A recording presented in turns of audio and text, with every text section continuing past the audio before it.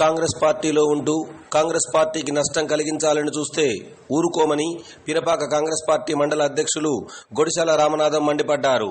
ఆయన పినపాక మండలం ఈబయ్యారం క్రాస్ రోడ్లో గల కాంగ్రెస్ పార్టీ కార్యాలయంలో కార్యకర్తలతో అత్యవసర సమావేశాన్ని ఏర్పాటు చేశారు.